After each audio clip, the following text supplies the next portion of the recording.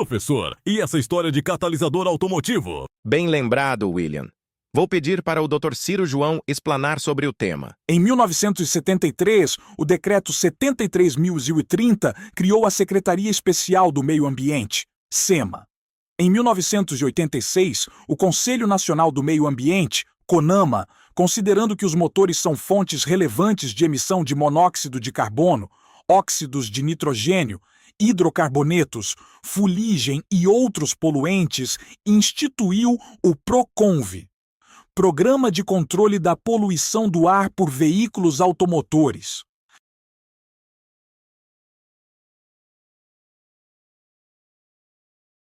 Para atingir o objetivo de reduzir os níveis de emissão de poluentes, foram estabelecidos padrões para os veículos leves, L, com peso até 3.500 kg, e veículos pesados, P, ônibus e caminhões. Os padrões foram se tornando mais restritivos ao longo do tempo e agrupados em fases do PROCONV. A fase L1 começou em 1988 e durou até 1991. Assim, gradativamente vieram as fases L2 até L8, esta última entrando em vigor em 2025. A fase P1 começou em 1987 e gradativamente chegamos a P8, que entrou em vigor em 2022. Neste quadro de 2015, podemos notar como o controle ficou mais rigoroso a cada mudança de fase. A emissão de monóxido de carbono caiu de 24 gramas por quilômetro em L1 para 1,3 em L6. Aqui, podemos notar como os catalisadores se tornaram efetivos no combate à emissão de poluentes. Claro que com o rigor da fiscalização. Beleza, Dr. Ciro João. Mas e os catalisadores automotivos? Luz e net boletos atrasados. Bora lá! Os catalisadores mais comuns são denominados 3S-vias. Os metais nobres presentes promovem 3 reações, daí o nome 3-on-vias, convertendo CO em CO2, hidrocarbonetos em H2O e CO2, N, O e N, O2 em N2 e O2. Os catalisadores automotivos são feitos com um núcleo cerâmico, à base de silício, alumínio e magnésio, repleto de pequenos canais, colmeia, por onde fluem os gases. Esse núcleo é revestido por metais nobres, platina, paládio e ródio, que promovem a catálise. Gostei do desenho, mas catalisador não se escreve com S? Bem observado, Lúcido Amnésio da Silva. Alguém descobriu mais algum erro no desenho? A saída do escape está simbolizando apenas CO2. E os outros produtos da reação, tais como H2O e N2. Corretíssimo, bateram no muro. Mais alguém? Professor, eu achava que o catalisador ficava dentro do escapamento do veículo. Este desenho mostra porque é relativamente fácil roubar o equipamento para vender os metais nobres. Pois é. Maria do Socorro Imediato. Tem ladrão para tudo. Cuidado! Trafegar sem catalisador é infração grave, com multa, 5 pontos na CNH e retenção do veículo. A função do catalisador é de extrema relevância para o meio ambiente e para a saúde.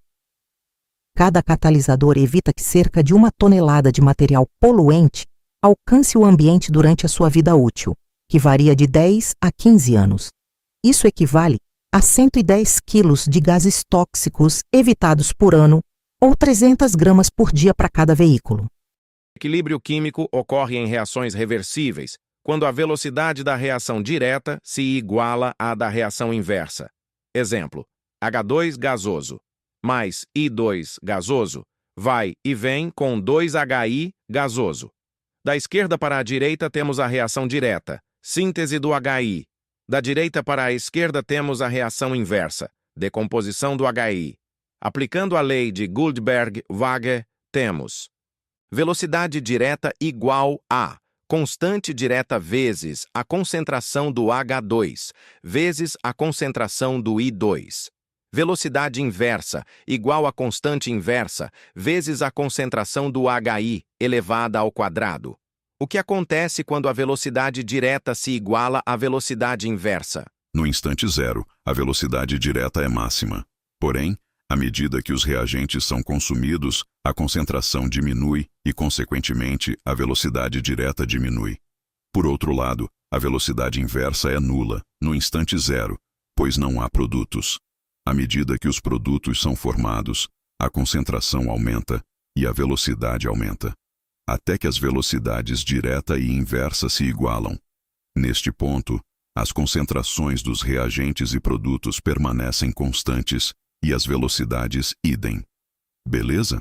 Belezinha, armando o golpe. Mas seria só isso? O que acontece com a lei da ação das massas quando as velocidades se igualam?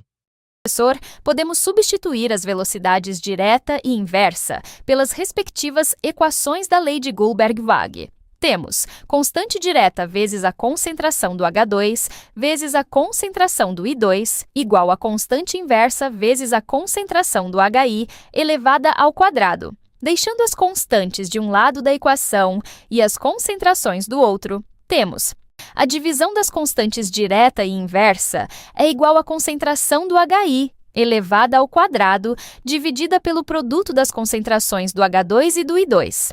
A divisão de duas constantes produz outra constante que será chamada de constante de equilíbrio, simbolizada por K, E, Q. Então, temos constante do equilíbrio é igual à divisão das concentrações dos produtos pela concentração dos reagentes. Excelente! Luzinete boletos atrasados. Vamos exemplificar. Exemplo 1. Dada a reação H2G mais I2G, vai e vem 2HIG em um recipiente fechado de 0,5 litros a 425 graus Celsius. São colocados 1 mol de H2 e 1 mol de I2, ambos na forma gasosa. Quando o equilíbrio é alcançado, as concentrações são H2 igual a 0,42 mol por litro, I2 igual a 0,42 mol por litro, HI igual a 3,16 mol por litro. Qual o valor da constante de equilíbrio? Quem poderia calcular? Professor, eu posso. Já comigo. A constante de equilíbrio é dada pela equação cada EQ igual à concentração do HI elevada ao quadrado, dividida pela concentração do H2, vezes a concentração do I2. Substituindo as concentrações pelos valores dados, temos cada EQ igual a 3,16 elevado ao quadrado, dividido por 0,42 vezes 0,42, que é igual a 9,99, dividido por 0,18, que é igual a 55,5. Professor, fiquei em dúvida sobre a unidade da constante. Perfeito. Ian Kupinskas. Quanto à unidade, não costumamos indicá-la porque depende do numerador e denominador. Neste exemplo, temos mol por litro elevado ao quadrado, no numerador e também no denominador. Então, 55,5 é um número puro. Exemplo 2. Dada a reação 2SO2G mais O2G, vai e vem 2SO3G, em um recipiente fechado de 0,5 litro a 852 kelvins, o equilíbrio foi alcançado com as seguintes concentrações: SO2 igual a 3,61 vezes 10 elevado a menos 3 mol por litro, O2 igual a 6,11 vezes 10 elevado a menos 4 mol por litro, SO3 igual a 1,01 vezes 10 elevado a menos 2 mol por litro. Qual o valor da constante de equilíbrio? Quem poderia calcular? Professor, eu acho que consigo. Mas como foi dito anteriormente, se não estiver certo, estará errado. Aí a gente conserta. Isso mesmo, Arrinite Cubanhos. Bora lá. A constante de equilíbrio é dada pela equação K, E, que é igual à concentração do SO3 elevada ao quadrado, dividida pela concentração do SO2 elevada ao quadrado, vezes a concentração do O2. Substituindo as concentrações pelos valores dados, temos K, E, que é igual a 1,01 vezes 10 elevado a menos 2, elevado ao quadrado, dividido por 3,61 vezes 10 elevado a menos 3, elevado ao quadrado, vezes 6,11 vezes 10 elevado a menos 4, que é igual a 1,28 vezes 10 elevado a 4, Alguém discorda do valor encontrado pela Arrinite Cubanos?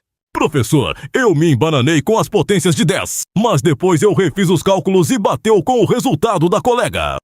Eu me embananei com as potências de 2, só elevei os números e esqueci das. Potência de 10, mas também concordo com a Arrinite. É importante ressaltar que o equilíbrio químico é um sistema dinâmico. A quantidade de produtos formada é igual à quantidade que regeneram os reagentes. Este desenho ilustra bem este conceito. A quantidade de água que entra no reservatório é igual à quantidade de água que sai pela torneira. Desta forma, o volume de água dentro do recipiente é o mesmo, mas as moléculas de H2O vão se alterando. Nossa, adorei a ilustração. Para mim ficou claro. Quando os reagentes ou produtos aparecem no estado sólido, eles não entram na equação da constante de equilíbrio. Por exemplo, CaCO3, sólido, vai e vem, CaO sólido, mais CO2, gasoso. A constante de equilíbrio é dada apenas pela concentração do CO2, QEC igual à concentração do CO2. Nos equilíbrios onde a água aparece no estado líquido, sua concentração é constante e não aparece na equação da constante de equilíbrio. Exemplo, EtOH, aquoso, mais HAC, aquoso, vai e vem, EtAC, aquoso, mais H2O, líquido, onde EtOH é etanol, HAC é ácido acético e EtAC é acetato de etila. A constante de equilíbrio é QEC é igual à concentração do EtAC dividido pela concentração do EtOH, vezes a concentração do HAC. Note que a concentração da água não aparece na equação da constante. Considere a reação reversível. 2NO2 gasoso. Vai e vem, N2O4 gasoso. As concentrações no equilíbrio são NO2 igual a 0,015 mol por litro, N2O4 igual a 0,025 mol por litro. Calcule a constante de equilíbrio. A uma dada temperatura, a constante de equilíbrio da reação H2 gasoso mais I2 gasoso vai e vem 2HI gasoso é igual a 33. Partindo-se de 6,0 vezes 10 elevado a menos 3 mol por litro de cada reagente, calcule as concentrações de cada substância no equilíbrio. Dada a reação CO gasoso mais NO2 gasoso, vai e vem CO2 gasoso mais NO gasoso. O equilíbrio é atingido quando 1/4 de cada reagente se transformou nos produtos. Calcule a constante de equilíbrio. A constante de equilíbrio da reação CO gasoso mais H2O gasoso vai e vem CO2 gasoso mais H2 gasoso é 324. Partindo-se de quantidades iguais de CO e H2O, o equilíbrio é atingido quando a concentração do CO2 é igual a 9 mol por litro. Calcule a concentração de CO no equilíbrio. A partir do gráfico, calcule a constante de equilíbrio da reação H2 gasoso mais I2 gasoso vai e vem 2HI gasoso.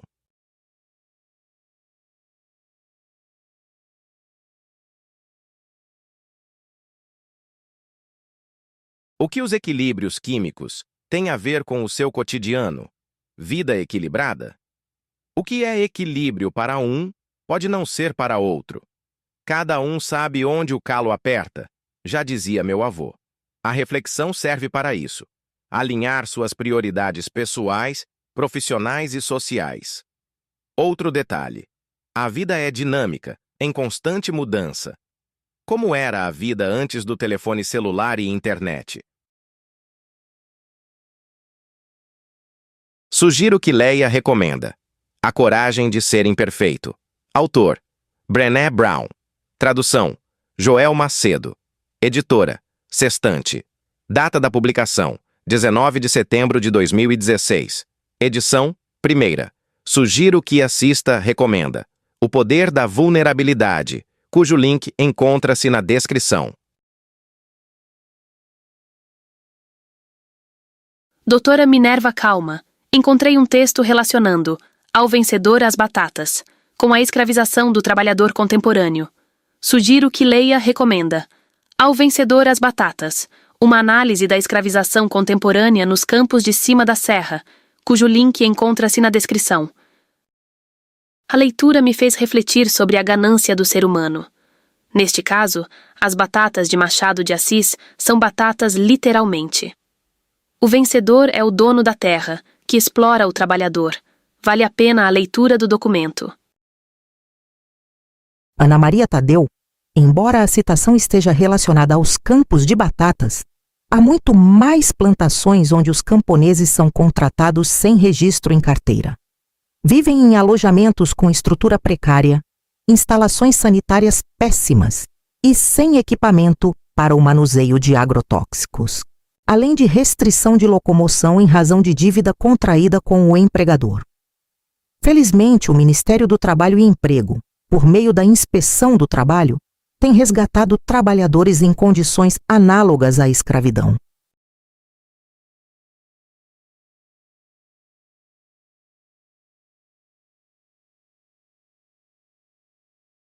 Encontrei alguns cards da CAPES, Coordenação de Aperfeiçoamento de Pessoal de Nível Superior, que achei interessante repassar aos colegas. Para quem não sabe, a CAPES é uma fundação vinculada ao MEC, responsável por regulamentar, avaliar e fomentar cursos de pós-graduação no Brasil. Seguem os cards para avaliação.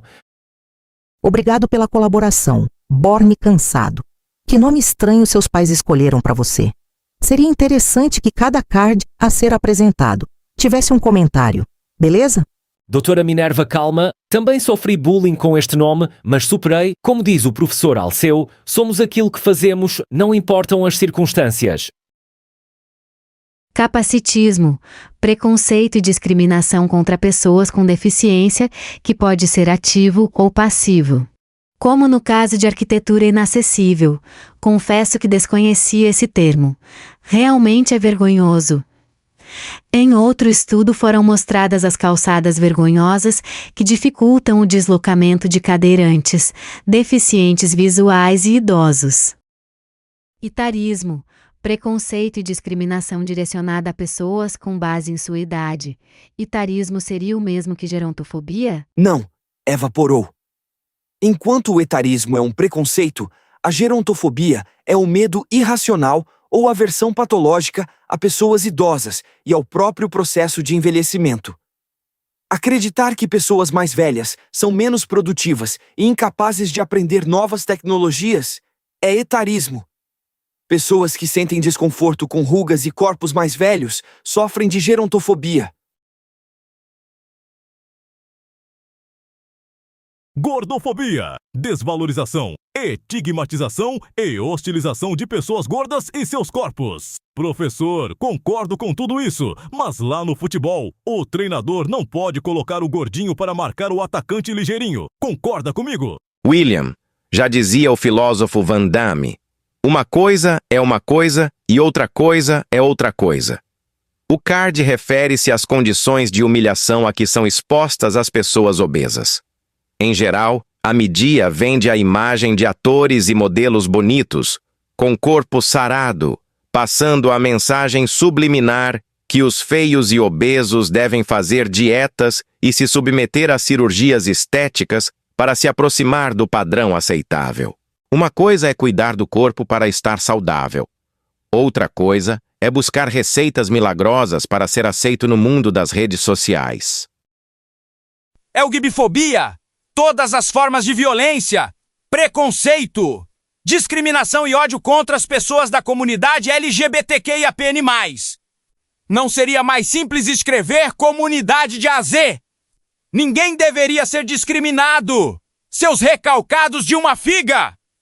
Machismo, conjunto de crenças, atitudes e comportamentos que promovem a ideia de que os homens são superiores às mulheres. Em vez de falar do óbvio, prefiro falar do feminismo. Feminismo não é o machismo de saia. Feminismo é um movimento que defende a igualdade de direitos e oportunidades entre homens e mulheres. Funções iguais no trabalho exigem salários iguais independente do sexo.